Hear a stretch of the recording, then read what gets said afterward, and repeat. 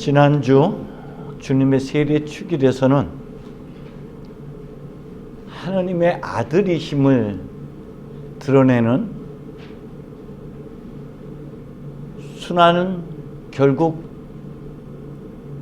세례는 결국 자신을 비워내는 순환의 첫 발걸음이고 동시에 십자가와 연결되어 있다는 것을 우리는 지난주에 새겨보았습니다.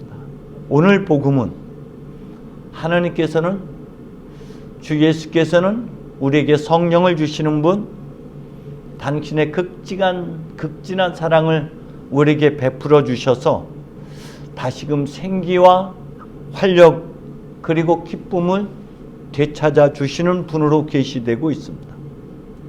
오늘 복음에서 가나의 혼인잔치에서 물을 포도주로 변화시키는 사건, 이것을 기적이라고도 표현하고 다른 곳에서는 표징 혹은 표적이라고 표현합니다. 근데 그 표적은, 기적은 그 자체가 아니라 그것이 가리키고 있는 달이 있다는 것이죠. 빵을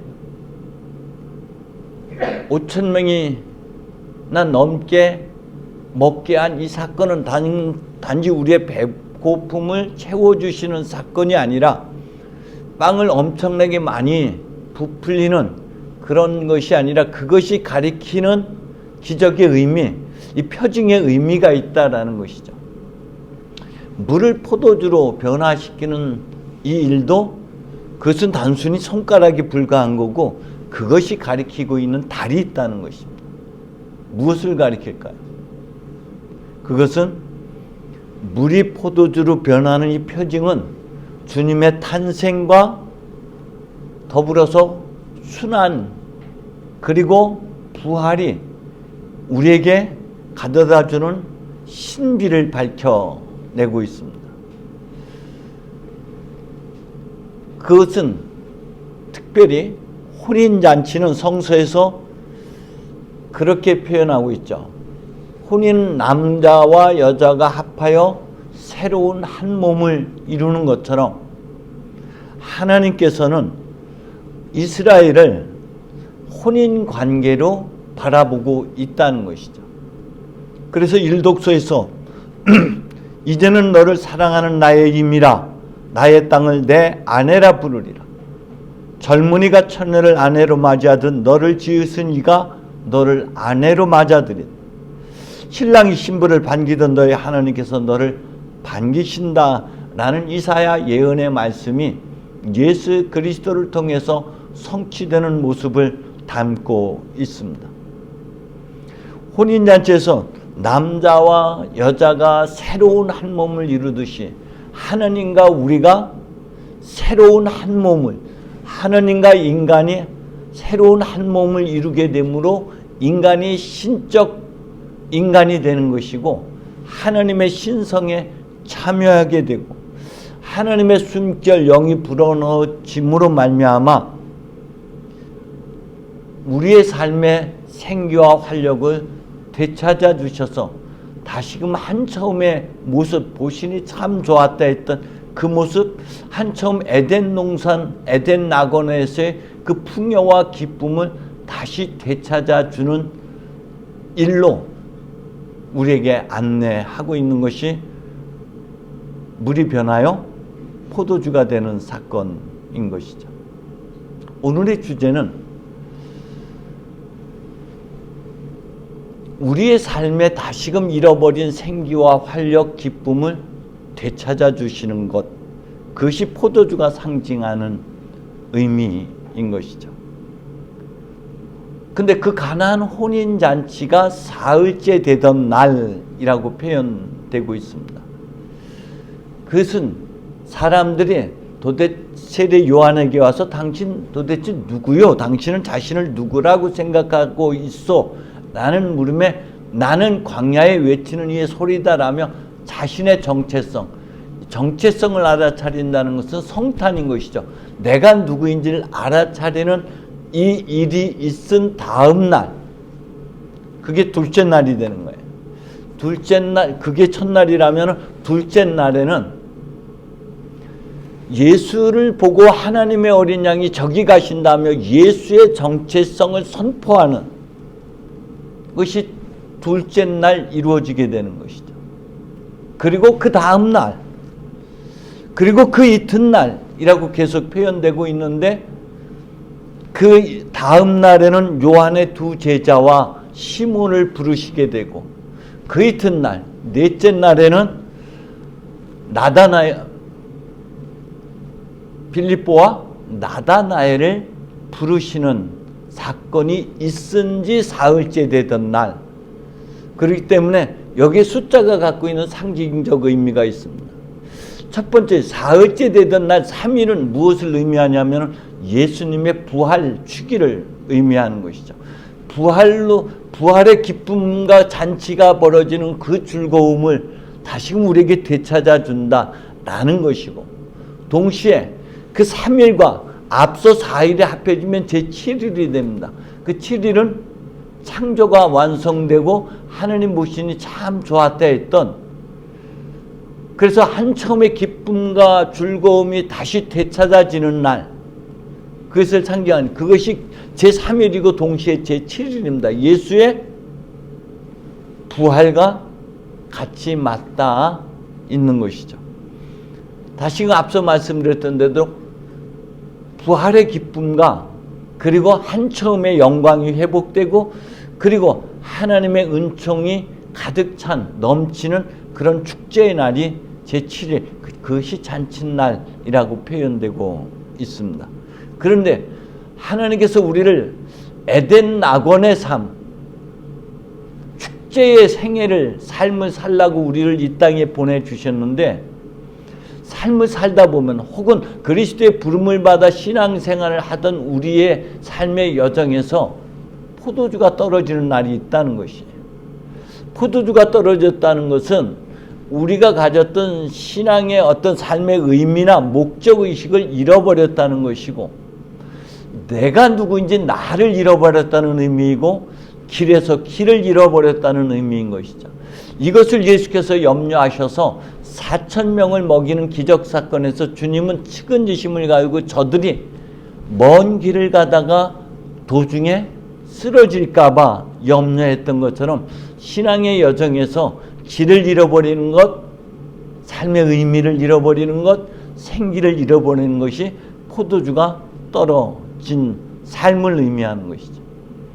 한 예로 엘리야가 바알 예언자와의 싸움에서 승리를 한 후에 이자벨을 피해서 광야로 나가게 되고, 광야에서 그는 그렇게 외칩니다. 하나님, 이제 모든 게 다 끝났습니다. 저의 목숨을 거두어 주십시오 하면서 자신의 정체성을 잃고 길을 잃어버리는 이것이 삶에서 포도주가 떨어지는 것을 의미하는 것이죠. 우리 삶에서도 이와 같이 삶에서 기쁨을 잃어버리고 삶의 목적을 잃어버리고 생기를 잃어버리고 길을 잃어버릴 때가 얼마나 많은지 모릅니다. 이스라엘 백성, 하느님 당시에 이스라엘 백성과 하느님의 관계가 이와 같이 위기 상황이었다는 것을 암시하고 있는 것이기도 한 것이죠. 포도주가 떨어진 것, 삶의 의미와 생기를 잃어버리고 우울의 삶의 상태로 가는 것, 아직도 저는 그 우울을 넘어서지 못한 것 같다는 생각이 들어요.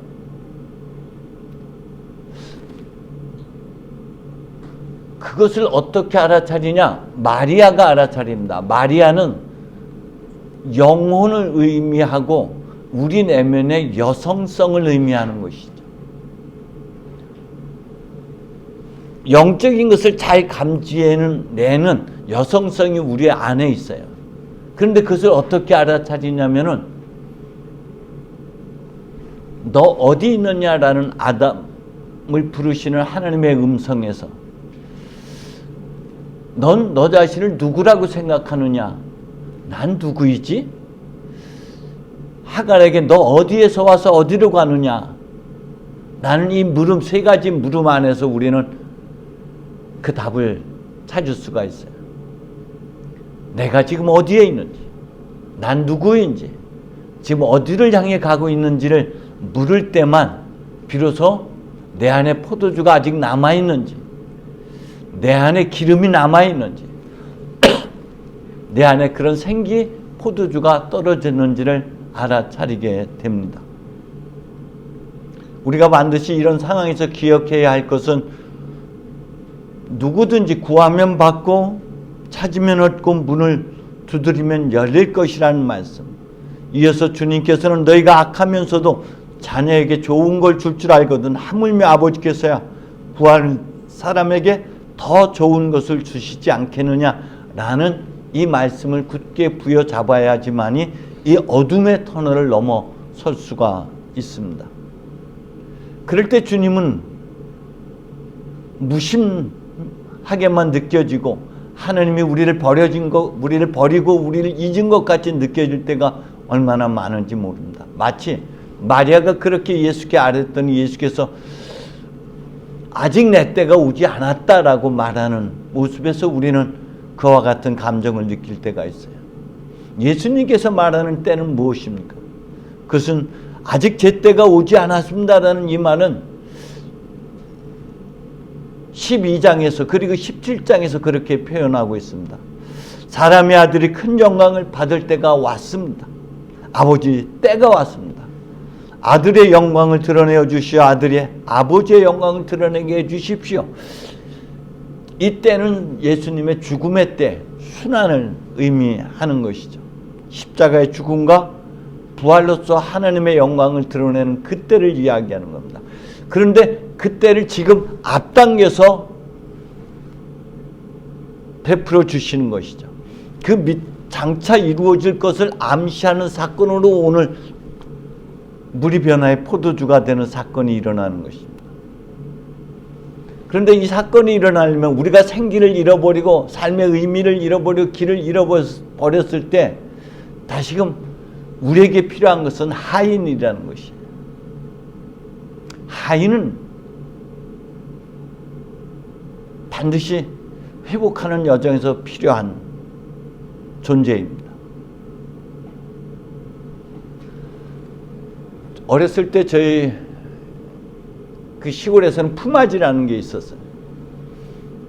그런데 어느 집에 가든 그 주인은 일꾼들과 함께 일하기보다는 그들의 뒤치다거리 시중 드는 일을 해요. 못이 떨어지면 뒤에 가서 그 못을 줍고 항상 그 뒤에서 그들을 일을 돕는 역할들, 이 신부름꾼의 역할, 이게 하인입니다. 참된 주인이야말로 하인이 되는 거예요. 탕자가 돌아왔을 때도 하인이 필요로 했어요. 그래서 그 아버지는 하인에게 그렇게 말하죠. 어서 제일 좋은 옷을 꺼내 입히고 가락지를 끼우고 신을 신겨 주라고 말합니다. 예수께서 극심한 공포와 근심과 번민에 쌓여 있으면서 또 하늘 앞에 기도할 때 내 뜻대로 마시고 아버지 뜻대로 하소서라며 자신의 의지와 생각과 모든 것을 하늘 앞에 굴복시키는 것이 하인이 되는 것이에요. 머리로 이해하고 생각하는 것이 아니라 그것마저 모든 걸 내려놓고 잘 알지 못하겠지만 그 다음은 모르겠지만 하느님의 말씀에 굴복하는 것, 순종이 아니라 굴복하는 것입니다. 복종하는 자리, 그게 하인의 자리예요. 이것은 마치 제가 전에 안개 속에서 그 불국사 석굴암에 갔을 때 안개가 짙하게 깔려 있었는데 그 걸어가는데 한 10여 미터밖에 안 보여요. 그런데 가만히 머물러 있으면 뭐 그 10m가 여전히 그대로 남아 있어요. 그런데 내가 한 걸음 한 걸음 내디딜 때마다 내 앞에는 10m의 길이 계속 열리는 거예요. 어둠 속에서도 발걸음 내디딜 때 그만큼 길이 열려가듯이 우리가 깊은 어둠 속에 있을 때 그저 말씀을 부여잡고 말씀에 순종하는 것, 복종하는 것, 그것이 우리의 삶을 다시 되찾아주게 하는 은총의 자리라는 것입니다. 마치 어미소 2마리가 송아지를 떼어내놓고 벳세메스를 향해서 좌로나 우로나 치우치지 않고 곧장 그 길을 갔던 것처럼 엘리야가 비로소 동굴에서 나와 말씀에 복종하여 그 길을 걸었던 것처럼 사무엘이 슬픔을 딛고 뿔에 기름을 채워서 다시금 말씀에 순종해서 그 발걸음을 옮겼던 것처럼 그때의 놀라운 신비의 역사, 다시 회복되는 역사는 그때 일어난다는 것입니다. 그렇기 때문에 우리 안에는 하인이 필요해요. 우리를 돕는 자, 그것은 우리가 부여잡고 있는 말씀, 그것이 우리로 하여금 렉시오 디비나를 하는 이유이기도 합니다. 그래서 말씀을 부여잡고 그 말씀에 나를 굴복시켜서 그 말씀을 한 걸음 한 걸음 순종하며 실천해 나가는 것이 무엇보다 필요하죠. 주님은, 마리아는 하인에게 주님이 시키는 대로 하라고 말씀하셨고, 주님은 거기 돌 항아리 6개가 있는데 거기에다 하인들에게 물을 갖다 채우라고 하고, 다 채우자 이제 주님은 다시 그 하인들에게 그것을 떠다가 잔치 맡은 이에게 갖다 주라고 합니다. 그 건네는 거, 우리가 영성체 때에 그리스도의 몸, 그리스도의 피하고 건네는 순간 변하여 그리스도의 몸과 피가 되는 것처럼 그 순간 변하여 포도주가 되는 것이죠. 그 포도주가 상징하는 것은 기쁨입니다. 즐거움입니다. 생의 의미와 활력인 것이죠. 포도주는 우리에게 기쁨을 주고 즐거움을 주고 행복을 주는 것을 상징적으로 보여줍니다. 그런데 6항아리와 7번째 항아리, 6번째는 7번째 항아리를 지향하고 있다는 것이에요. 성경에서 6이라는 숫자는 노동과 수고의 숫자, 다시 말해서 창조의 숫자입니다.